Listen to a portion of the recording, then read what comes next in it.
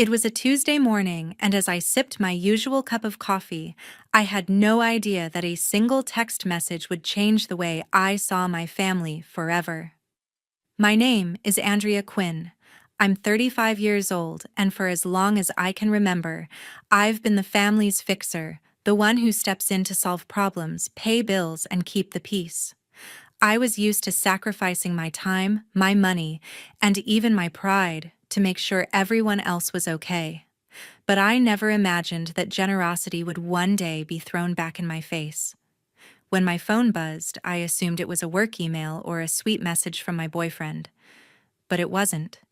It was a text from my brother, one short line that made my stomach drop. "Don't bother coming, the wedding is only for family." I froze. I had spent $23,000 on his luxury ballroom wedding in Dallas, covering the venue deposit, the catering, and even their custom invitations. I read the message again and again, each word cutting deeper.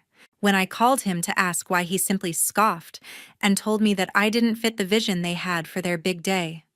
My hands trembled as I typed my reply, "Understood." But inside, my thoughts were racing. $23,000, years of bailing him out of debt, countless bills I had paid, and now suddenly, I wasn't considered family anymore. The irony burned in my chest. I stared at the payment confirmations on my laptop, each one a cold reminder of the sacrifices I had made.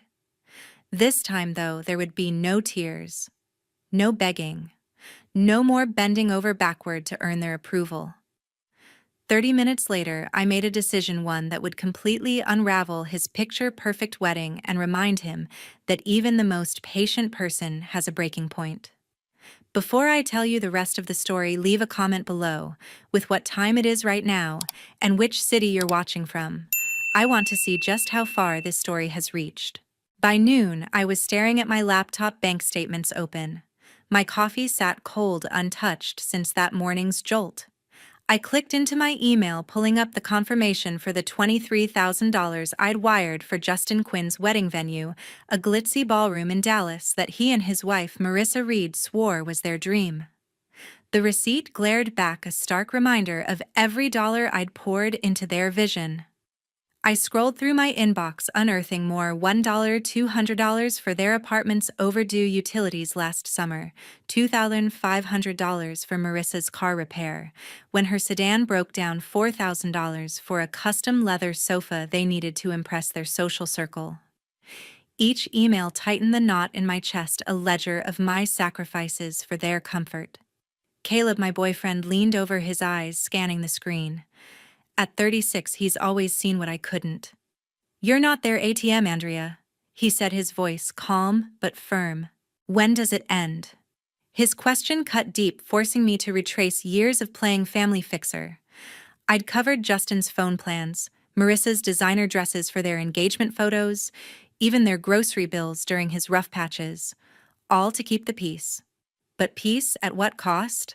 I dug into a folder of old invoices, my fingers pausing on a $3,000 payment for their engagement party at a rooftop lounge. My breath hitched as I tallied the total, over $30,000 across years. The numbers weren't just money, they were my time, my savings, my trust handed over without a second thought. I opened another email, this one from the ballroom's manager, confirming my payment and detailing the venue's setup: crystal chandeliers, marble floors, a stage for their perfect vows. I'd even negotiated a discount to save them $2,000, a detail they never acknowledged. The memory stung, hours on the phone, juggling my own work, all for their gratitude to vanish. My jaw clenched as I realized how easily they'd dismissed me. I wasn't just funding their wedding, I was propping up their entire lifestyle. Caleb sat beside me, scrolling through my bank app to confirm the transfers. "You deserve better," he said, his hand on mine. His words weren't just comfort, they were a mirror reflecting a truth I'd avoided for years. Angela, my best friend and an event planner, texted, then asking to meet about a charity gala I'd pitched months ago. Her message wasn't about my family mess she didn't know yet, but it lit a spark. Why was I funding their lives instead of my own? I pictured the gala, a night of purpose, not obligation, with tables draped in white linen, guests raising funds for a local shelter. It was something I could build, something mine. That thought steadied me. I opened a spreadsheet, typing out every expense I'd covered for Justin and Marissa, dates, amounts, reasons, from utility bills to that overpriced sofa. My fingers flew across the keyboard, each entry sharpening my focus. I added a column for notes, jotting down how they'd promised to repay soon or claimed it was just this once. The truth wasn't just in the numbers, it was in the pattern of their demands and my blind generosity. I saved the file, naming it Family Costs. This wasn't about settling scores, it was about owning my reality. That evening, I sent Justin a text, my fingers steady. "Why am I not invited to your wedding?" I typed, keeping it short, direct, my heart racing with a mix of anger and disbelief. I'd spent $23,000 on their Dallas ballroom, not to mention years of bailing them out. The phone sat silent for 10 minutes, then buzzed. Justin's reply lit up the screen. "We're keeping it intimate, Andrea. You don't fit the vibe, too much baggage for our elegant aesthetic." His words stung sharp and mocking, as if my sacrifices were a stain on their perfect day. Elegant aesthetic. I stared at the message, his sarcasm slicing through years of trust I'd built with him. He didn't even bother to call, just tossed that jab over text like it was nothing. My phone pinged again, this time from Stephen, my dad. "Andrea, don't stir up trouble," he wrote. "You know how important this wedding is. Keep the peace." His tone carried that familiar weight, the kind that always pushed me to swallow my feelings for the sake of family harmony. I gripped the phone, my knuckles white, his words echoing every time I'd been asked to step back, to give more, to stay quiet. Dad wasn't asking, he was demanding. I let Justin's insult slide. I didn't reply, not yet. The idea of keeping the peace felt like betraying myself, and I wasn't ready to cave. I called Angela, my voice shaking, as I spilled the story of Justin's text and Dad's message. She listened, her silence steady, not jumping in with advice or pity. "That's rough," she said finally, her tone neutral, focused on her own day's chaos with a client's event. She didn't try to fix me, which was fine. I wasn't looking for a savior. I just needed to say it out loud to let the betrayal sink in. Hanging up, I felt the weight of my own words, the raw truth of being dismissed by my own brother. I opened my laptop, diving into the email chain with the ballroom's booking manager. The subject line read, "Final payment details," and I skimmed the terms. $10,000 due tomorrow to secure the venue. My cursor hovered over the reply button. Canceling that payment could stop their wedding in its tracks. The thought sent a jolt through me, not revenge, but a way to reclaim what was mine. I read the contract again, noting the refund policy, my mind calculating the fallout. Could I really do this? It wasn't just about the money. It was about respect, something Justin and Dad clearly didn't have for me. Caleb walked in, catching the tension in my face. "You don't owe them anything," he said, sitting across from me. His voice was firm, not pushy, reminding me of the spreadsheet I'd made earlier, the one that laid bare years of their demands. "You've given enough, Andrea. Protect yourself." At 36, Caleb had a way of cutting through my doubts, not with grand gestures, but with quiet truths. His words settled in like a shield around my resolve. I didn't need to be the family fixer anymore. I closed the laptop, my decision not yet final, but clearer than before. This wasn't about proving a point, it was about standing up for my worth. The next morning, I logged into the venue's payment portal. My cursor hovered over the cancel payment button, the $10,000 final deposit for Justin's Dallas ballroom wedding glaring back at me. I'd already paid $23,000, but this was the line I'd draw. I clicked, confirming the cancellation with a cold sense of resolve. An automated email popped up confirming the transaction was voided. My heart pounded, not with guilt, but with a strange clarity. I wasn't just stopping a payment, I was reclaiming my dignity after years of being their wallet. The decision felt final, like closing a chapter I'd left open too long. Within hours, my phone buzzed with a forwarded message from the venue's manager to Justin due to non-payment of the final deposit. "We regret to inform you that your event is canceled." The ballroom, Marissa's dream stage for their elegant day, was gone.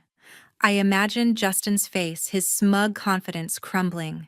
He'd mocked me as baggage, but now his perfect wedding was unraveling. The manager's email was formal, unyielding, stating they'd already begun rebooking the slot.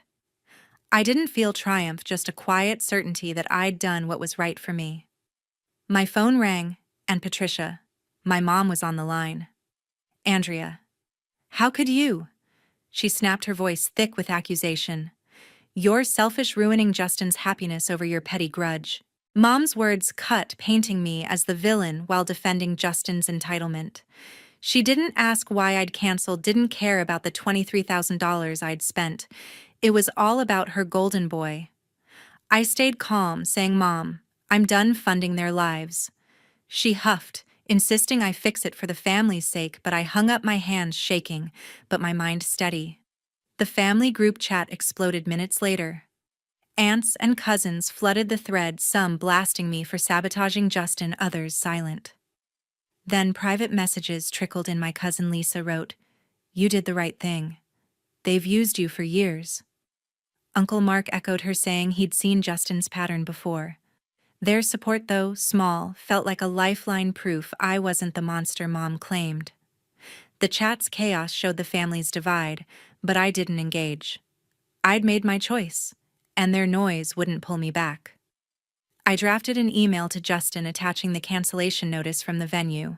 "You owe me $23,000 for what I've already paid," I wrote, keeping it sharp and professional. "This ends now." Sending it felt like shedding a weight I'd carried too long. Justin didn't reply, but I knew he'd seen it. Marissa's frantic texts to mutual friends were already circulating. I didn't care about their panic. They'd built their dream on my back, and I was done carrying it. Caleb sat with me, pulling up the venue's contract on his laptop. "Let's make sure this is airtight," he said, scrolling through the fine print. He pointed out the clause allowing cancellation for non-payment, confirming my move was legal. His calm focus grounded me, a reminder that I wasn't alone in this fight. We cross-checked every detail, dates, amounts, terms, ensuring Justin couldn't twist this against me. Caleb's support wasn't loud, but it was solid, like a wall I could lean on. I closed the laptop, knowing I'd protected myself. This wasn't about hurting anyone, it was about taking back what was mine. 2 days later, my phone lit up with notifications. I opened Instagram, and there it was. Justin's post, a polished photo of him and Marissa in their engagement shoot, captioned, "Some people are too selfish to celebrate love. My sister chose to sabotage our wedding." The word selfish burned into me, his public smear twisting the knife after I'd canceled their $10,000 venue deposit. He didn't mention the $23,000 I'd already paid for their Dallas ballroom or the years I'd propped up their lives. Comments poured in, his friends calling me heartless, strangers piling on without knowing the truth. My pulse quickened, not from shame, but from the audacity of his lie. Justin, the master of optics, had turned our family mess into a social media spectacle. The doorbell rang that afternoon, and Marissa stood on my porch, her designer bag clutched tight. "You need to pay the venue, Andrea," she demanded, her voice, sharp eyes narrowed. "You're ruining our day." She spoke like I owed her, as if my $23,000 wasn't enough. I pulled out my phone, opening the spreadsheet I'd made days ago, listing every expense I'd covered: their utilities, her car repair, their sofa. "I've paid enough," I said, showing her the total, over $30,000. "Find another way." Marissa's face flushed, but she didn't argue, just stormed off, muttering about my betrayal. I stood firm, my resolve unshaken, refusing to be their bank any longer. Caleb was in the kitchen watching the exchange. "Justin needs to own this," he said, his tone steady but fierce. "You've carried them too long." He crossed his arms, his quiet strength anchoring me. Caleb didn't raise his voice, but his words cut through my lingering guilt, reminding me that Justin's choices, not mine, had led to this mess. He gestured to my laptop, suggesting I check the venue's email for updates, but I wasn't ready to dive back into their chaos. Caleb's point was clear. Their problems weren't my burden anymore. I opened Twitter, my fingers hovering over the keyboard. I wasn't going to let Justin's post define me. I typed a single tweet, paid $23,000 for my brother's wedding only to be uninvited. Done being used. I hit send, keeping it short, factual, no drama. Within minutes, retweets and replies flooded in, people shocked, some sharing their own stories of family betrayal. My tweet wasn't about revenge, it was about setting the record straight. The notifications kept coming, a wave of strangers validating what I'd known, but hadn't said out loud. I deserved better. Angela texted me that evening, her message brief. Justin's post is tanking, she wrote. His followers are calling him out for lying. She didn't offer sympathy or advice, just the update, her focus still on her event planning hustle. I checked Instagram again, and she was right. Justin's comments section had turned. Friends who'd initially backed him were quiet while others questioned his story. "Where's the $23,000 she paid?" one user wrote. Another called him ungrateful. The backlash wasn't my goal, but it felt like justice, a public unraveling of his carefully curated image. I didn't reply to Angela, just set my phone down, letting the truth do its work. I leaned back, staring at my tweets' growing traction. The numbers didn't matter as much as the clarity they brought. Justin and Marissa had built their lives on my sacrifices, then painted me as the villain when I stopped. Caleb sat beside me, scrolling through the replies, a small nod signaling his approval. I wasn't fighting for their approval anymore. This was about owning my story, not theirs. By Sunday, my bank app pinged with 3 deposits. I opened it, my eyes widening at the notifications: $10,000, $8,000, and $5,000, totaling the $23,000 Justin owed me for his canceled Dallas ballroom wedding. No message, no apology, just cold hard transfers, likely spurred by the social media firestorm after my Twitter post. His Instagram smear had backfired, with followers calling him out for ingratitude. I stared at the numbers, a mix of relief and exhaustion washing over me. This wasn't a victory, it was a reckoning. Justin had paid, but the cost of his betrayal lingered, a wound that money couldn't heal. Angela met me for coffee that afternoon, her usual planner's chaos replaced by a rare calm. "You drew a line, Andrea," she said, stirring her latte. "That's power." Her words hit deep, the first time she'd offered more than a neutral nod in this mess. She leaned forward, her eyes steady. "You're not just their bank, you're you. Don't let them take that." For once, Angela wasn't distracted by work. She was here helping me see the strength in my boundaries. I sipped my coffee, her support sinking in a quiet affirmation that I'd done right by myself. My phone buzzed with a text from Patricia Quinn, my mom. "Andrea, forgive Justin. We need to heal as a family." She wrote, her tone softer but still heavy with expectation. I read it twice, my chest tightening at her familiar plea for harmony. She hadn't acknowledged my pain or the years I'd funded Justin's life. I typed back, "Mom, I'm done fixing things for him." My finger hit send, final and unyielding. I wasn't shutting her out, but I wouldn't carry the weight of her demands anymore. Messages from relatives started pouring in: Cousin Lisa, Uncle Mark, even Aunt Claire. "You stood up for yourself," Lisa wrote. "That took guts." Mark added, "We're proud of you, Andrea." Their words were a balm, proof that not everyone saw me as the villain Mom painted. I scrolled through their texts, each one reinforcing my choice to stop enabling Justin. Their support wasn't loud, but it was real, a chorus of voices that drowned out the guilt Mom tried to stir. I opened the family group chat, my thumb hovering over Justin's name. His silence since the deposit spoke volumes. He'd paid, but hadn't faced me. I tapped remove, kicking him out of the chat. A weight lifted, like cutting a chain I'd dragged for years. Marissa wasn't in the group, but removing Justin felt like closing a door on both of them. I didn't need their approval or their drama. For the first time, I felt free, untethered from the role of family fixer. Caleb walked in, catching my small smile. "You need a break," he said, pulling out his phone to show me a state park's website. "Let's do a picnic next weekend, hiking, fresh air, just us." His idea was simple, but it sparked something light in me, a chance to focus on my own life. We sat together planning trails and snacks, his steady presence a reminder that I wasn't alone. I wasn't rebuilding a broken family, I was building something new for myself. On Tuesday, Caleb and I drove to a quiet lakeside. The water shimmered under the morning sun, and we spread a blanket near the shore, unpacking sandwiches and iced tea. The air felt crisp, free of the chaos that had consumed me for weeks. Caleb tossed a pebble into the lake, its ripples spreading wide, and I exhaled, letting the drama with Justin and Marissa fade for the first time. We talked about simple things, work favorite hikes, a new restaurant in town. The peace wasn't just in the scenery, it was in knowing I'd set boundaries and stuck to them. I leaned against Caleb, his arm around me, and felt lighter than I had in years. My phone buzzed with a message from a mutual friend spilling news about Justin. His Instagram post, the one calling me selfish, had cost him a major marketing contract with a Dallas boutique brand.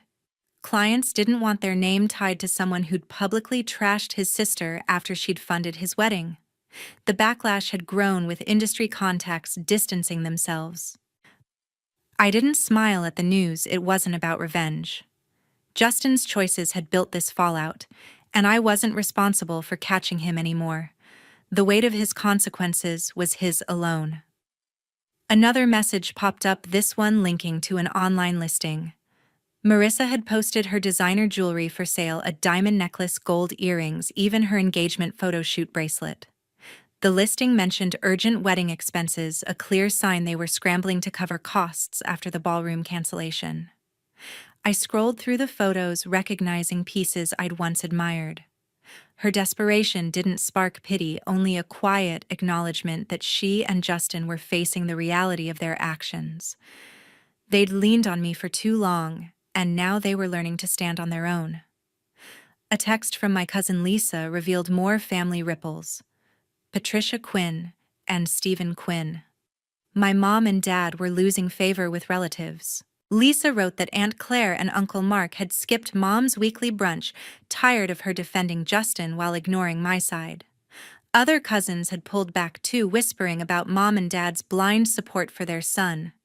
I didn't feel glee, just a strange calm.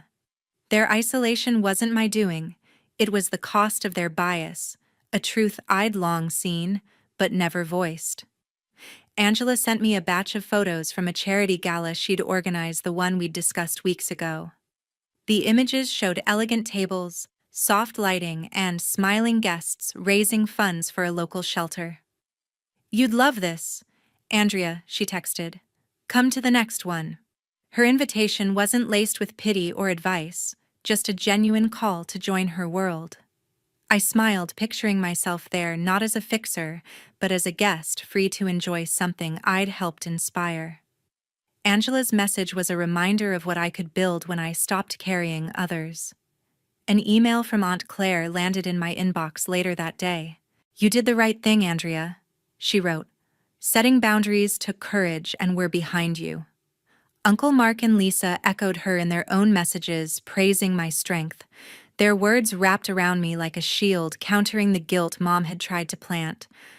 I wasn't alone in this. My family wasn't just Justin and my parents.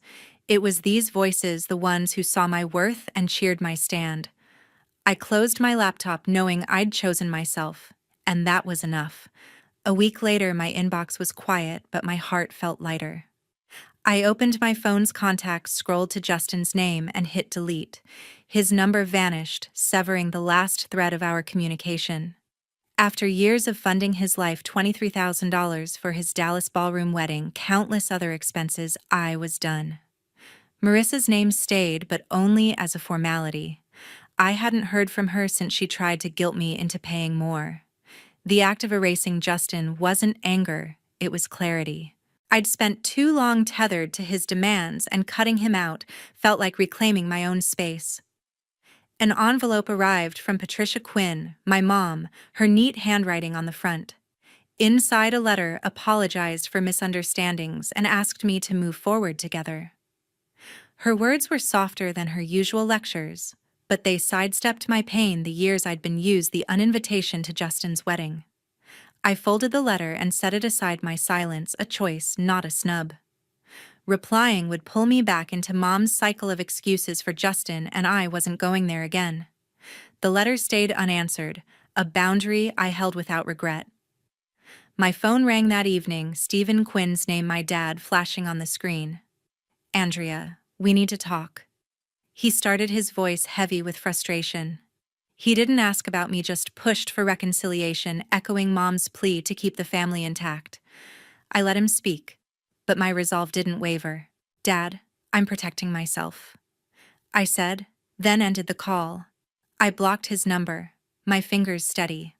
Blocking Dad wasn't easy, but it was necessary. I'd given enough, and their refusal to see my side left me no choice but to draw the line. Word spread among relatives about Mom and Dad's favoritism. Cousin Lisa texted that Aunt Claire had stopped returning Mom's calls, fed up with her defending Justin while dismissing my stand. Uncle Mark mentioned a family dinner where Mom and Dad sat quietly, their usual influence fading as cousins questioned their fairness. Their blind support for Justin had fractured their ties, leaving them isolated in their own family. I didn't wish this on them, but I saw it for what it was: the consequence of choosing one child's comfort over another's truth. Sitting at my desk, I reflected on what this journey taught me. Setting boundaries wasn't about punishing Justin, Mom, or Dad. It was about guarding my own worth. I'd spent years as the family's safety net, covering Justin's bills, absorbing their expectations, only to be cast aside when I said no. Saying no wasn't revenge, it was self-respect. I'd lost a brother, strained ties with my parents, but gained a clarity I'd never known. I was enough, and I didn't need their approval to prove it. That truth anchored me stronger than any guilt they'd tried to plant. To everyone who's followed this story, thank you for listening. I've shared my mess. Justin's betrayal, the wedding fallout, my fight to stand tall, because I know some of you have faced similar battles. If you've ever had to set boundaries with family, drop a comment below. Tell me how you held your ground, what it cost, and what you gained. Your stories matter, and I'd love to hear them.